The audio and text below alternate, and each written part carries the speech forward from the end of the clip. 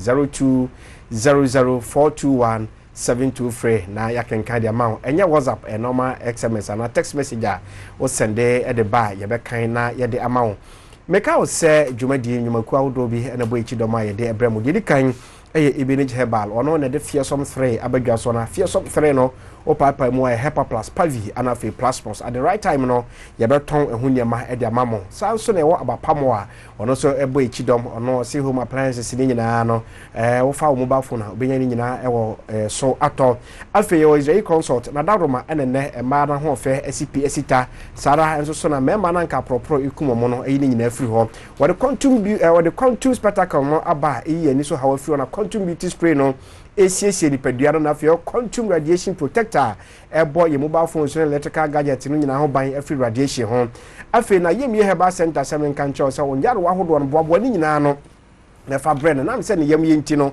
babo modi ansa oyare a ebo da form kra eni se ye breast cancer friend se kokra me tom ano fumo afi mema se biota fracture modwo nso gum na so mabo adabrijo no ni nyina na yemi Herbal Center se mo ne bedan no a obeboa mo ama mo hawo no mama ni nyina no eto atumi etwa enyuma koi na bo echi do ma ye de wake up Africa dwumadie bro kwase da wei ene kwase da bia midin ene yawo odame menu mema makwaba na mama mo moniyo se moto amotwan over yaw na pom ti say boko bia de dana kwam de bia de dana kwam e don say so ha ma ha no kitu e bi o de tutu kwa na mka se o jafuni tra o shembi o shembi de beji wo fe ya ba o ya samba biem ya ba de ni aba abuja me koso aka wo se eye Focus Media Awards a ekoso no Wake Up Africa programmer ya nominate ni se eye development program nti host no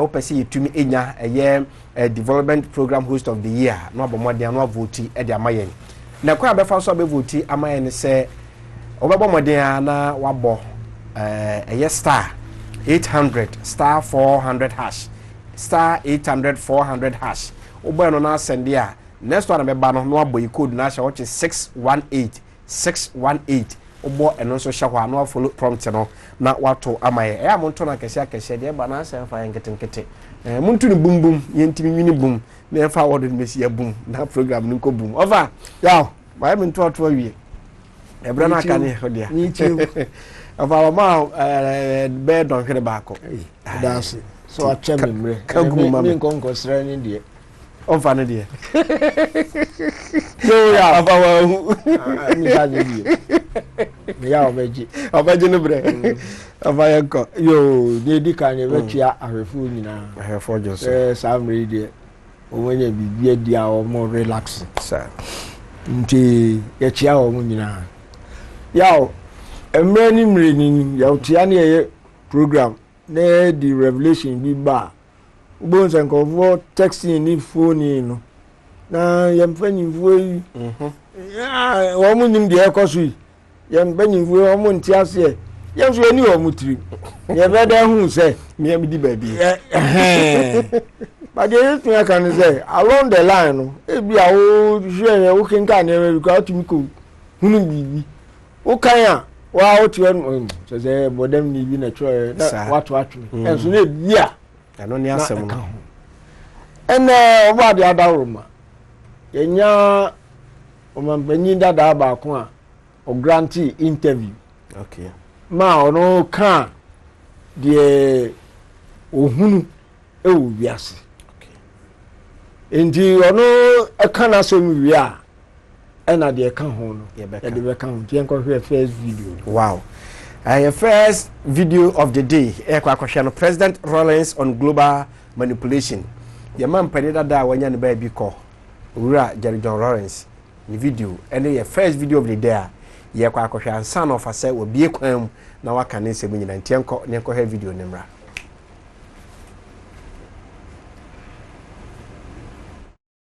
Let me just say something. I have a little theory that the world is manipulated. I may be wrong, but the world is manipulated by the multinational corporations, the media, some parts of the media, and the intelligence apparatus. They work as a triumvirate, and they are neatly sandwiched like the ham, like your tomato, whatever it is. They are neatly sandwiched in between the governed people, you, the governed ordinary people, and the governors. That is where the manipulation takes place. And there is a symbiotic relationship between the triumvirate and sometimes at this level. And if we do not make every possible attempt to return morality, when we're talking about the immorality of international politics, the immorality in business ethics is also percolating downwards, and the criminal, corrupt thing that goes on in my world is bad. So the sooner we begin to return, to restore some sense of morality in business ethics, in politics, in the media, intelligence apparatus, with beliefs, conviction that this is wrong, etc. After all, if you're talking about globalization, then please, let the same value, what is good for the goose, let it be good for the gander. Right. Ghana mampani dada wayan baby could menyam for Jerry John Lawrence ana what say wade nanum asem atudwa no na ne oka no ofa nima miensa bi ofa ye nsem twere adwuma aka ho ofa amambu ana international corporations no ana fe ofa ye intelligence surveillance no no se no na kwa no kan komiensa bi na between eye amamuo ene amanyo no amanyo ne amamuo no mfinfi ho no ho ana manipulation no ewo no fa wa hede menkasa bebre na okase nipa yahunu eye morals no so yahunu no se de ye adwuma no ho ana ya na asem no cause embra ne hye ye da adwuma ye ho no se ntanchia na se nkontompo bi famu a na je sa asem nyina je he over wa hede menkasa kese yo etie ye nyina ye tie President Rawlings no di ka officials no kan say on the not doing muno when you say manipulation be cause but he could be wrong in the opening yes or kind or say I could be wrong ebi I said you open no yes na tie na muno o kan na global corporation na a control manipulate a co na eba o kan we mu nyina wie no na we overcome morals na when I can say international politics and I say we are see any amrofo asetena no morality ewo tracker bia ye di ye susudua eni bia onu kura also can say bi emra structure adjustment no ba ye no I can say African leaders encourage foreign investors no obu ko ye meeting ama meeting na se no obu ma African leaders obian kanadwene send you see investment ewo Africa send you sit here na some video na ehwe no any there oka o ha no egbo abura kakra okay then hwe public agenda papa ya ehwe video we the former president okay na some oka no say yaw well of ambassador ambassador mark for na tiase na some oka no sa meeting na say do bi ehu African investment no any asama oka no ha no esipai because one the investment in Bebano they are the same foreign global multinational corporations you know okay that's what the can say one they manipulate that's a woman they say encourage private foreign investment now they all can more than between adeki people needing over can have you can they no can at the conference we a public agenda about July 2nd no mo ye no hwa days no week into July 2nd to July 7th that's right 1996 page 7 and you can free and do we can heading no can no can okay was it no African formula for investors you need formula bia no African formula for investors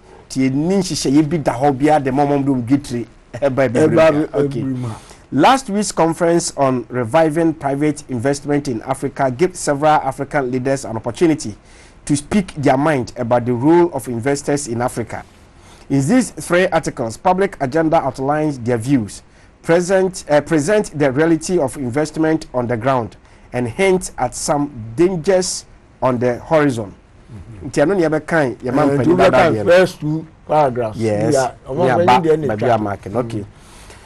For the foreign investor looking for a uniform stamp of approval from African leaders of the nature and extent of foreign investment in the development of the continent, this was not to be found during a roundtable discussion last Wednesday evening. Leaders from Ghana, Mali, South Africa, Namibia, Tunisia, Ethiopia, and Cote d'Ivoire instead revealed very different attitudes towards the role of foreign investors, ranging from the cautious and suspicious to the openly welcome and inviting. Perhaps most of all, the historical experience of the different countries influenced the different approaches towards the role of foreign investment and the private sector. Most suspicious was Zimbabwean President Robert Mugabe, whose main concern throughout his comment was ensuring a redistribution of the wealth and control over the productive resources away from the white settlers and into the hands of the indigenous Africans in his country. Another point, President Rawlings, presenting the most unconditionality, no strings attached approach to the notion of foreign investment was President J.J. Rawlings, who expressed no reservations and fears about possible negative effect of foreign investment. He boasted that since privatizing aspect of the telecommunications systems, the revenue to government had been most impressive, avoiding the issues raised by other leaders, including ownership of the country's wealth, economical and political sovereignty, and affordability of the services provided to the marginalized people. Rawlings said his government had done a lot of work on infrastructure and the investors should come. Come now, the time is now, quote unquote. As though chastising the earlier reluctance of his government to privatize, previously a sore point in relation between the government and the World Bank and IMF. Rawlings spoke as an economic convert, pronouncing that just because the government isn't making profit, we shouldn't deny others the opportunity to make profit. Into the okay can ye na the video ya ohwe no media mean to me judge until I'm can say wonderful now here Mugabe asem kro kan ye na be he papa ya asem kan ye na wo he etie video ye hwe ya of difference no so pa okay if I am trying come ahwefo na nkasa ebejaje now ya ka ha global corporations see the control yes governments there the ene da no keke and you what you say ukrom leader president in ebu no corporations no and e call shops and bebre no trilateral year in Sakraya reforms or IMF New World Bank no the only buy and say as a set if we are seeing no government bia to me emma kwan emma corporations no eba hwehwe de omo fe ye ma omo kwan na we mo akan trilateralism ye beko book ye kom because owners of corporations no omo de omo hu asase no a tisu yi say omo background okay beka free ha de ba ha no ma the new no okay now the bad we here now can kakra now if you work the last page the ones you are marking okay now can bad we see okay ni na extra power corporations no well do yes ye can free trilateralism book in page 8 and ye dey share then on ye can last paragraph na from ho no The new corporate empires spreading the ideology of profit, stability, and the trilateral way.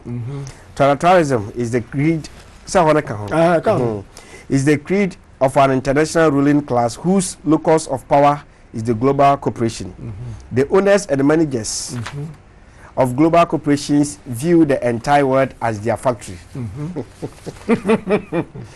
As their factory, farm, supermarket, and playground. The Trilateral Commission is seeking to strengthen and rationalize the world economy in their interest. The honesty. Page 9, no, the third paragraph. These corporations control vast amount of natural resources, monopolize the production of commodities vital to our daily lives, such as food and energy, and dominate the research and development of the new technology. That is Michael. Okay, okay. Last week. We need page 4 no. To put it simply, trilateralists are saying, 1, the people, government, and economics of all nations must serve the needs of multinational banks and corporations. I don't know. I don't know. Multinational corporations, you know, or mukra. And they are holding there now. President Rawlings, Odika. Okay. Because Yashisha and Omukra to me say no more bar. Better now also change because Omun manipulation. Woman manipulation. And they are true. Yes, do I can't end there? I am no critical, sir. But Waka we no. No, I'm mambo. But I'm sure I saw a we no. No, I'm mambo. Tijana Bashan. Kawese Uganda president. Number 2, control of economic resources spells power in modern politics. Of course, good citizens are supposed to believe as they are taught, namely that political equality exists in Western democracies, whatever the degree of economic inequality. 3, the leaders of capitalist democracies, systems where economic control and profit, and thus political power, rest with the few, that must resist movement toward a truly popular democracy. In short, trilateralism is the current attempt by ruling elites to manage both dependence and democracy, that is at home and abroad. Well, if you want to know your money share, corporations, and you want to call shots.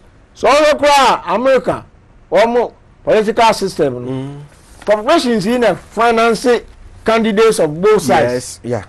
Sika Democrat candidate, no, and no be and the Republican. And then they win, you know, they don't lose. Who win here? Who win here? I saw you didn't mean where you call Mawaha. And you come the other Ben you knew, when and Ben what you knew, with the other. And the woman now, they took on and I was with the other. Nanunti, I mean, I can say G7, group of 7. Yes. Women are the wealthiest countries in the world. Adintia.